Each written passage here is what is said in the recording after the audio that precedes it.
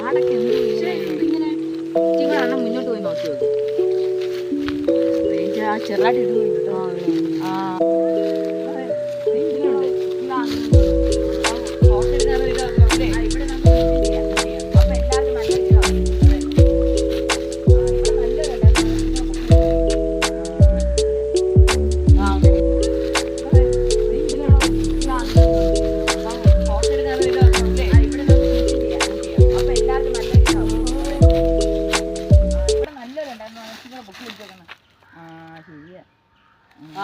എടുക്കാം.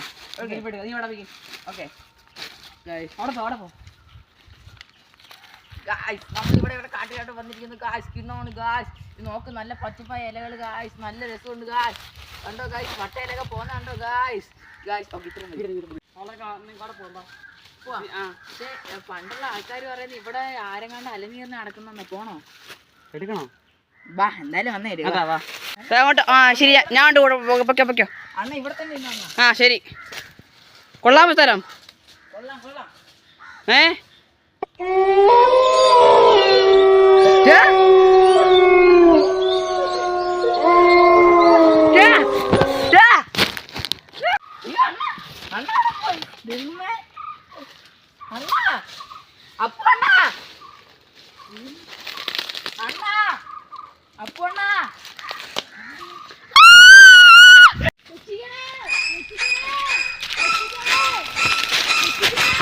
എവിടുന്ന സൗണ്ട്?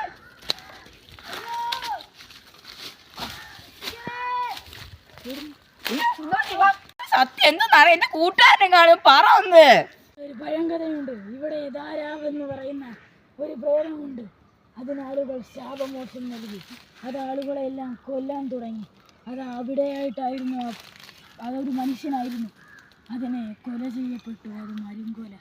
അതിനെ കൊല ചെയ്യപ്പെട്ടു.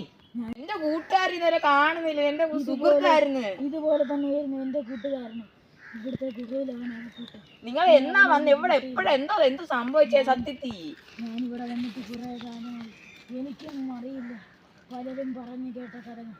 രാത്രി ഇവിടെ അലർച്ചകൾ വരെ കേൾക്കും. എനിക്കറിയില്ല. എനിക്കും അറിയില്ല മകനെ ഒന്നും.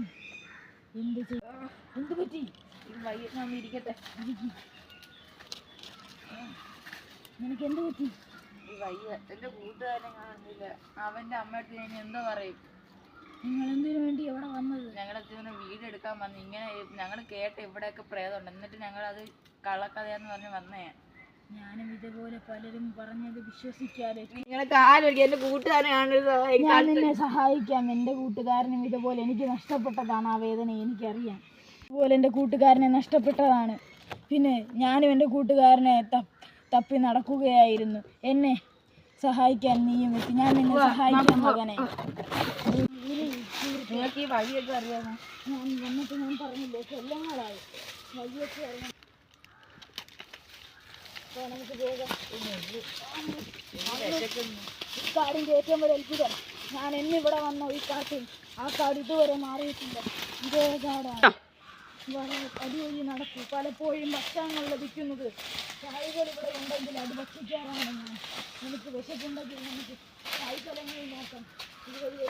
ഇതൊരു എൻ്റെ കൂട്ടുകാരനെ നമുക്ക് കണ്ടെത്താം. ഞാൻ എന്ത് വന്നാലും എൻ്റെ കൂട്ടുകാരനെ കണ്ടുപിടിച്ചിട്ടേ പോകുന്നുള്ളൂ. ഇവിടെ സൂക്ഷിച്ച് നടന്നില്ലെങ്കിൽ